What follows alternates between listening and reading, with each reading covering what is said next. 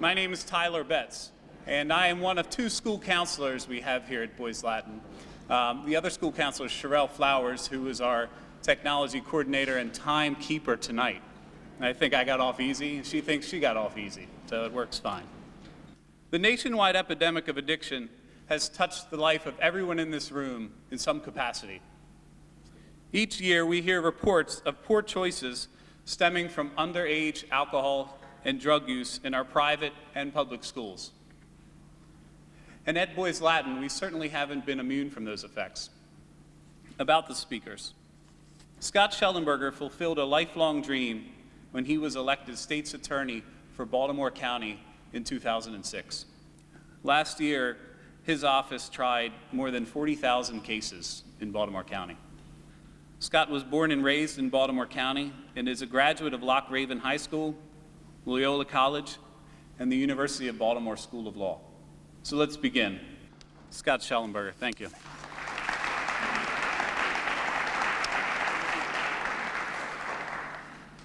So what does a prosecutor's office do? Obviously, we prosecute criminal cases. So what we need to talk about is that all traffic offenses in the state of Maryland are misdemeanors. That means they are, in fact, a crime. Now, misdemeanor basically means it's a minor crime, but all traffic offenses in the state of Maryland are, in fact, crimes. Driving under the influence is the crime that we see a lot with our underage drinkers. And these are the numbers in Baltimore County. And that's right, we were doing really well from 03 to 08. Our DUIs, driving under the influence, were going down. But in 09, I don't know what happened, but we flipped up about 300. So let's talk about traffic violations. Maryland is what you call a dual system, and that means every time you commit a traffic violation, you get in trouble in two places. I know that doesn't always sound like it makes a lot of sense, but that's the way Maryland is. And the reason it's a dual system is you can get in trouble with the criminal court, so like a DUI, you can go to jail for a year, or you can also lose your license. So whenever any of your sons are going to have any problems like this, they're going to be running on two different tracks, and they're going to be kind of getting, punished in two different ways. And I think that's something a lot of people don't understand. The MVA are the people who give you your license, and they can take it away from you very, very easily. And if you have an offense when you're under 21 and it involves alcohol, the MVA loves taking your license away. As you all know, they get a provisional license, which means that the MVA can restrict when they can drive and how they can drive in any fashion. And they can have no moving violations or there's continue to be on probation. It's kind of a running probation until they go 18 months without having any moving violations. So they keep a lot of clamps on the boys when they're driving. Even after your provisional license comes off, when you're under the age of 21, you can have basically no alcohol in your system whatsoever. No alcohol. Now, the way the breathalyzer measures alcohol, they kind of have a little bit of a leeway.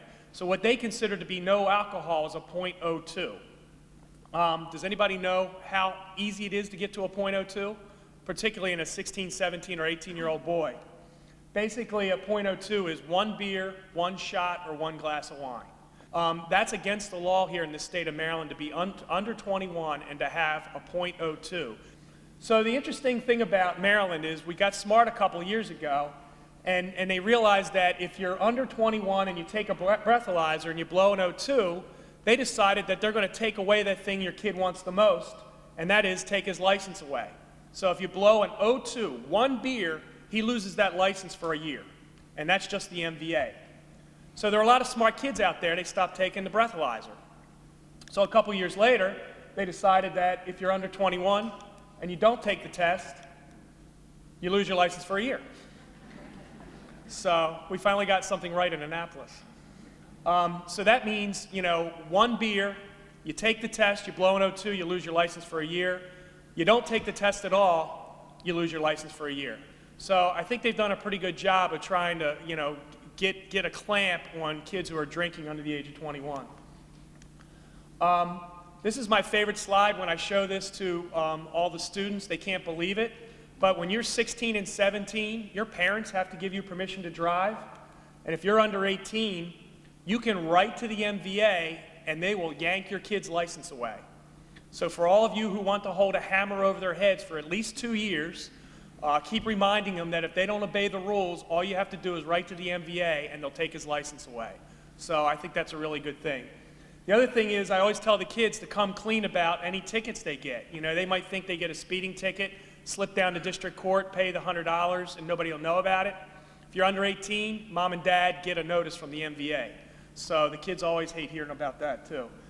So what happens in a typical case? There's an 18-year-old pulled over on Charles Street and he blows a .08.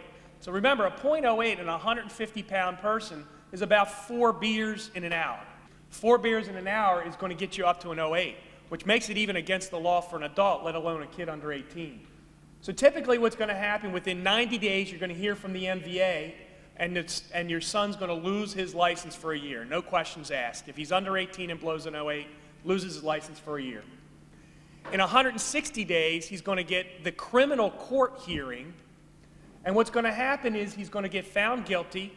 He probably, on a first-time offense, is not going to go to jail, but he's going to be put on probation, which means he has to go report to a probation officer in one of the courthouses probably twice a month.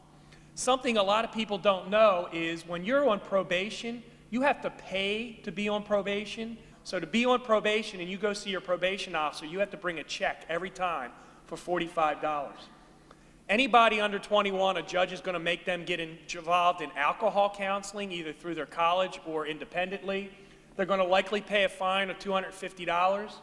And oh, by the way, that .08 carries 12 points, which means your insurance company is going to know that your kid got a DUI, which means your rates are going to go out the roof. And because you got 12 points, you go back to the MVA and they can take your license away again, even longer. So see, this one incident, and with kids under 21, just one incident, 3 or 4 beers can have all these effects in both the criminal court and with the Motor Vehicle Administration. What are some of the other costs? Well, any good attorney is going to charge $2,500 for a DUI. Any good attorney, for them to go to both the MVA and the court hearing. You got to get an alcohol evaluation before you take your kid to court. That's $500. $40 every time he shows up for probation. Alcohol counseling for 6 months to a year is about $1,000. I mean, these things really add up, and people really don't think about, you know, this one Friday night when you made a stupid mistake, how much you're going to have to pay for it. The other thing that's important is there are a lot of laws that our kids don't really know much about and pay attention to. And number one, you can't have an open container in the passenger area of a car. And that's not just our kids, that's all of us. It is against the law to have an open container in the passenger area of a car. A driver, no matter what age, can never consume alcohol. And that applies to anybody who drives on Maryland roads. At the point now, it's only a $500 fine, but it's nonetheless, it's something that you could be cited for. And it happens to a lot of the kids. And when I go talk to the kids, it's always, you know, well, what if I'm driving, but my buddy in the back seat is drinking the beer? Well, you know, everybody can get cited if there's an open container in the passenger area of the car. Now, one of the things that a lot of people don't know about is we have this underage drinking coalition in which we try to deal with this drinking problem by a police method, by the liquor board, and also the health department. And they're looking for all these kids. There are now things called ID scanners that can find fake licenses real easy. You flip it through the machine and it can tell you whether it's a real license or a fake one. If you're caught drinking in a bar in Baltimore County, the police will ask you where you go to college. And we have an agreement with the colleges that the police will then tell the college this person got caught underage drinking. And what happens now is judicial affairs on campus will take action against you. They can take action against your scholarships, they can take actions against your housing, they can take action against you in any kind of way. Kids cannot knowingly misrepresent their age. If you're under 21, you can't even possess alcohol at all. If you're under 21, you can't have a fake ID. We're seeing a tremendous amount of fake IDs at the colleges. Something a lot of people didn't think about, these are all the jobs that you have to prove you have a moral character for. You know, you get arrested when you're at college for underage drinking, you know, you might as well forget about trying to get a security clearance. And I mean, and you know, guys who work construction, who work at the airport have to have a security clearance. So those are some of the legal issues that we're talking about. Thank you all very much.